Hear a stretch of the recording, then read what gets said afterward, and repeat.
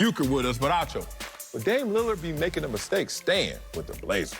He'd be making a huge mistake, y'all. And the reason he would be making a mistake is because he'd been there for 9 years, going on 10. The Blazers have the longest streak of any NBA team with playoff appearances of 8. But the closest he's gotten to an NBA Finals or an NBA title is getting swept in the Western Conference Finals just a few years ago by a KD-less Warriors team. So as I look at it, Dame is in a dilemma, Slick Rick, and he's in a dilemma because Dame clearly does not have the pieces or he does not trust the pieces. Now, in sports, we fall in love with characters, and our affinity for characters, it starts to skew our perception of reality of their play. We all love Dame, and Dame is a beast. He done sent cats home like Paul George. He's dropped 55 points in what could have been or should have been elimination caliber games and still gone on to be eliminated. However, Slick, as I look at it, Dame has enough help to get the job done in Portland if he was able to get the job done. But I don't know that Dame trusts his help. So many people are like, man, C.J. McCollum ain't enough. C.J. McCollum ain't Chris Middleton. He's a lower tier number 2, but is he? Because I pulled up the top number 2s, and real number 2s, not the fringe Batmans, but the ones we know are Shirley Robbins. And you look at the Paul George, who's Shirley Robin to Kawhi. You look at the Chris Middleton, who's Shirley Robin to Giannis. You look at Kristaps, who's Shirley Robin to Luka, and you look at CJ. CJ hangs right there with all them cats. Points per game, rebounds per game a little bit lesser, assists per game, he's right there in the middle, but his points is a little bit higher. So we're not going to sit here and act like C.J. McCollum is just a slouch. That's what we're not going to do. But C.J.'s not getting the job done in congruence with Dame. So Dame has to go either because he does not trust or allow C.J. to get the job done, or C.J. ain't good enough to get the job done. One of the two must be true.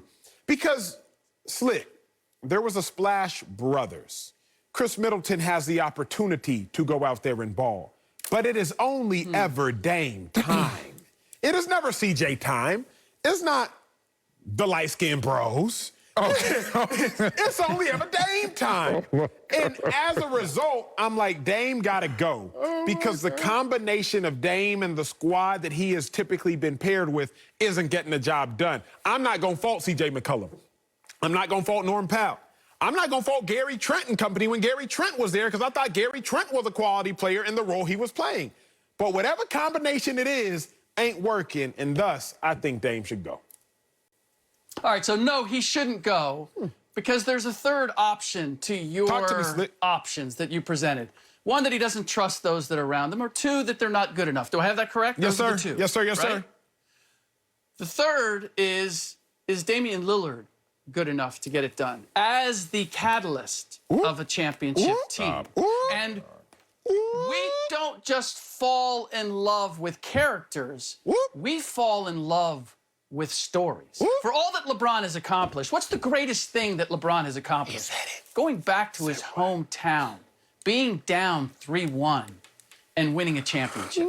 And Damian Lillard's story is one of the great stories. He's the guy that came out of Oakland, but he didn't play for the Soldiers, the LeBron and the great AAU team Soldiers. He played for the Rebels. And then he didn't go to UNC or Duke or Louisville or UCLA. He went to Weber State and then stayed there 4 years and yet somehow was a lottery pick. And then somehow was Rookie of the Year over Anthony Davis and Bradley Beal. And then goes to Portland, which to your point, like, has not won a championship since Bill Walton. And then he becomes a number of other things, a 6-time All-Star in 9 seasons, a 6-time All-NBA selection. And the question now is, and we've talked about this in other segments, you need to be an athletic freak. You need to be that overwhelming, dominant two-way player in order to lead a team to a championship in this day and age. That's not Damian Lillard. He has maximized what he is as a player, but these are all of his accomplishments. Now, if you go to the other side and you look at what he has done individually, he's never won a scoring title. He's never won an assist title. In fact, The only two categories that I could find that he has led the entire league in for a season are field goals missed and minutes played. So I can look at this two ways. I can look at it as Damian Lillard is being underserved by the team around him, or I can look at it and say, you know what, Damian Lillard is a great player and looked at one of the great point guards of this era, but is he good enough to be the face of a franchise that wins a championship? Or does he, much like Steph Curry, I believe, need the right perfect pieces around him in order to get it done? But in any case, if he leaves just to go get that title, then he ruins his story and it ruins everything else that he's accomplished. If I'm Dame Dollar, whew, first of all, I'm hot 100 listening to y'all. But two, I'm here to save the day, Dame. Don't go anywhere. Stay still. I know Otto just told you it's not working, so go. But that's not how you should handle your problems in life or in basketball. Work them out. You know why? Because I've seen some teams work it out.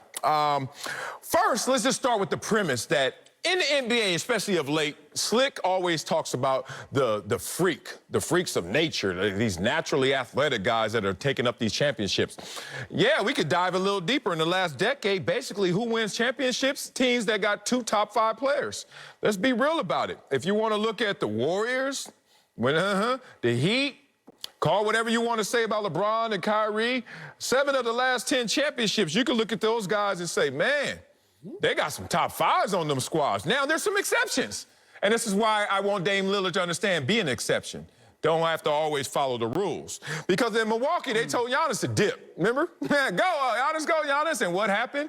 Giannis stayed still, and it came to him. In Toronto, I'm sure Kyle Lowry was sitting there like, well, I need some help. And then he got the right help, to Slick's point. What about going back to your days when in Dallas? Remember that? When you was a Dallas Mavericks fan before you became a Laker fan, Acho? And your boy Dirk sitting there. And then finally it came to him. But outside of that, the general rule is some 2 top 5s or guys close to that are going to be the ones that win. So now you look at this Blazers situation, and there's only 2 options. Either A, you're not in that category where you're going to be able to get it because you ain't got 2 top 5s. Let's just be real. Even if you want to squeeze Damian Lillard in there, good luck with that. You can't do it with CJ because even if CJ got game like that, they're redundant. On the court, there's a lot of redundancy, which undermines their efforts. So I just look at it simply like this. If I'm Dame Lillard, I'm starting to think about not only the game, but the game within the game, which is my legacy, which is my brand and my iconic status.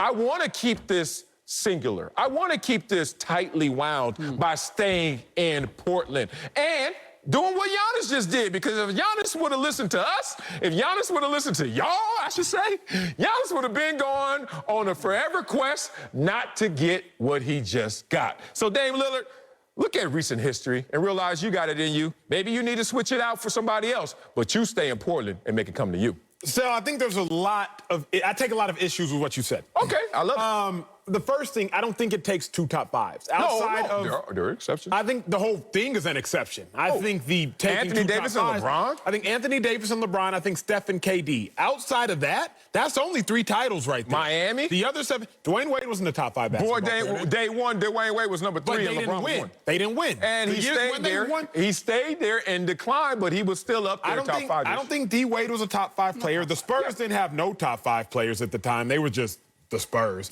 Kawhi squad, when Steph won and beat the Cavs, they didn't have 2 top 5 players. They had Steph. You're making my point why he should stay. Well, I thought your point was my point is the rule is top 5, 2 top 5s, you're going to win it. But there are exceptions, and you just give me the list of exceptions. So now there's a list of exceptions. Right. Now, to my second point, which is within that list of exceptions, I think it's a little bit of what Slick was saying. Maybe it's coincidence, maybe not. I think you have to be a big if you're going to do it alone, if you will. I look at Dirk. Whether you look at Giannis, whether you look at Tim Duncan before Tony Parker and Manu really became Tony Parker and Manu, whether you look at Kawhi, obviously Kawhi's not a big, but at 6'7", he can play big.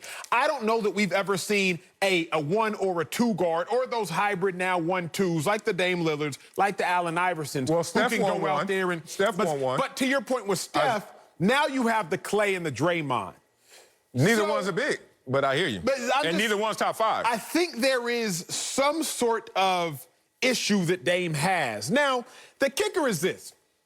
Dame isn't going to allow somebody to develop like Giannis allows Middleton to be Middleton. Because it's always Dame time. Now, it's not a problem that it's always Dame time because Dame is a baller. But when it's always Dame time, you wonder, at what cost is Dame getting his buckets? All right. At what cost is Dame dropping 50?